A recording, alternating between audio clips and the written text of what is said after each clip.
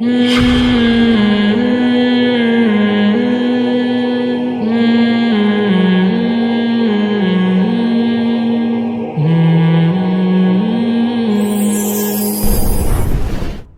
کچھ ساتھیوں نے بتایا، پھر میں نے ویڈیوز بھی دیکھی کہ رشیا میں کوئی بہت بڑا ریسلر ہے خبیب نامی، اور جب بھی آپ کو پتہ ہے رشیا میں تو سارے ایتھیسٹ ہوتے ہیں عام طور پر، اللہ کے وجود ہی کے منکر ہیں، اور رشیا میں اسلام کا گلا اس قدر سختی کے ساتھ گھونٹا گیا ہے۔ میں تو سمرقند، بخارا ان علاقوں میں ہو کر آیا ہوں، خود دیکھا ہے، وہاں کے مقامی لوگوں سے ملاقاتیں ہوئیں کہ کس طرح سے اسلام کو یہاں کچلا گیا ہے۔ یعنی ایسا ہوتا تھا جب رشیا کا انقلاب آیا ہے نا روس میں، اور کمیونزم وہاں پہ پھیلایا گیا ہے، مذہب کا جڑ سے خاتمہ کیا گیا، تو یہ جو آج دنیا میں بڑے بڑے انسانی حقوق کے علمبردار بنے پھرتے ہیں، ان میں رشیا بھی ہے۔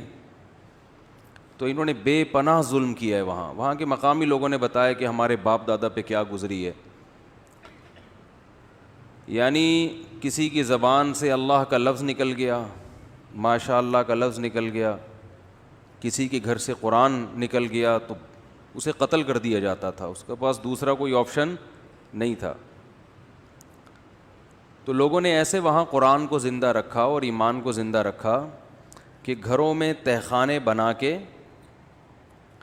لیبل لگاتے تھے شراب خانوں کا، اور تصویریں ایسی لگا دیں جس سے جب رشیا کے فوجی آئیں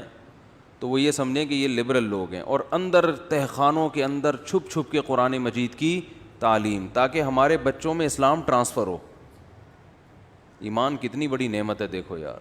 جن کو قدر تھی انہوں نے اپنا ایمان بچا کے دکھایا۔ اور آج ہمارے ہاں والدین کو فکر ہی نہیں ہوتی کہ بچہ ایتھیزم کی طرف جا رہا ہے، ایمان میں بس پڑھائے، کمائے اور بڑا آدمی بنے دنیا میں۔ تو میں جب ازبکستان میں تھا، وہاں ایک آدمی کی کارگزاری سن کے میں اپنی آنکھوں پہ ضبط نہیں کر سکا۔ اس نے بتایا کہ میری دادی کا جب انتقال ہوا نا، تو وہ کلمہ پڑھتے ہوئے جا رہی تھی اور کہہ رہی تھی، اے اللہ تو گواہ رہنا، میں ایمان پر مر رہی ہوں۔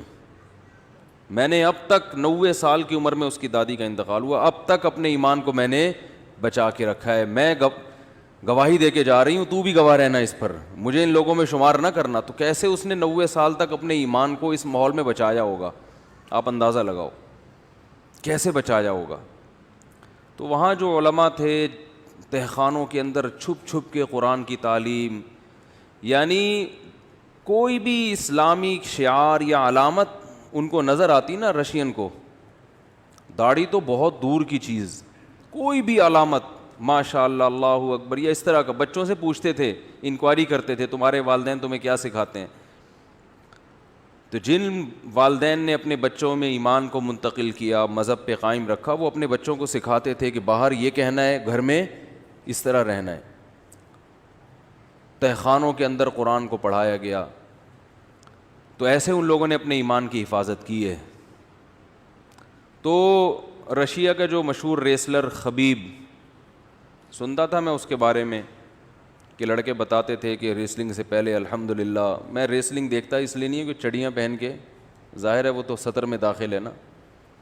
اب جتنی اللہ نے اس بیچارے کو سمجھ، مجھے نہیں پتہ یہ چڈی پہن کے لڑتا تھا یا پورے پراپر ڈریس ہوتا تھا، واللہ عالم۔ لیکن ایک بات بڑی خاندانی کہ اس کنٹری میں اللہ کا نام لینا، کلمہ شہادت پڑھنا، الحمدللہ کہنا، یہ جو اسلام کے شعار ہیں، اور یو ایف سی میں یعنی الٹیمیٹ فائٹنگ چیمپئن شپ نا، الٹیمیٹ فائٹنگ، یہ بہت بڑے ماہر آدمی ہیں، ان کا خبیب بھائی سے بڑے پرانے تعلقات ہیں، ان کو دیکھ لیں آپ، خبیب بھائی سے نا ان کی بہت پرانی الیکس سلام دعا ہے، الٹیمیٹ فائٹنگ چیمپئن شپ۔ تو اس میں 29 مقابلے جیتنا، 29، یہ میرا خیال